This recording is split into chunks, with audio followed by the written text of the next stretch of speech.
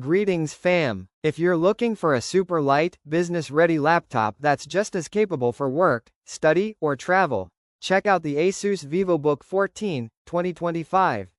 This model comes with a 6-core Intel i3-1315U, 16GB RAM, 1TB storage, 512GB SSD plus 500GB external, 14 inches FHD screen, Windows 11 Pro, and even a lifetime Office 2024 bundle. If that sounds like something you'd use daily, tap the link in my bio to peep the current deals while we unpack what this machine really does. I've done my research, combing through ASUS's listings, trusted retailers, and real user reviews, to understand how this Vivobook stacks up. I want to give you a balanced, honest take, not just marketing hype.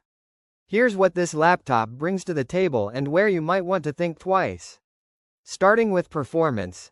The Intel Core i3-1315U is a 13th gen CPU with 6 cores and 8 threads, capable of boosting to around 4.5 GHz according to retailer specs. That gives it solid power for daily tasks, browsing, document work, light multitasking, without getting too hot or draining the battery like a gaming laptop would. Memory and storage are surprisingly generous here. 16 GB of RAM means you can run plenty of apps, browser tabs, and productivity software without bogging things down. The 512GB NVMe SSD is super fast for loading your OS and apps, and the extra 500GB external storage, included as a Marxsol accessory, means you have room for big files, backups, or media without relying purely on the internal drive. On the display side, the 14 inches Full HD, 1920x1080 panel likely offers good clarity and portability. According to listings, it's built with a 3-sided slim bezel nano edge design, which helps maximize screen area while keeping the footprint small. That's great for productivity or watching content when you're working away from a desk.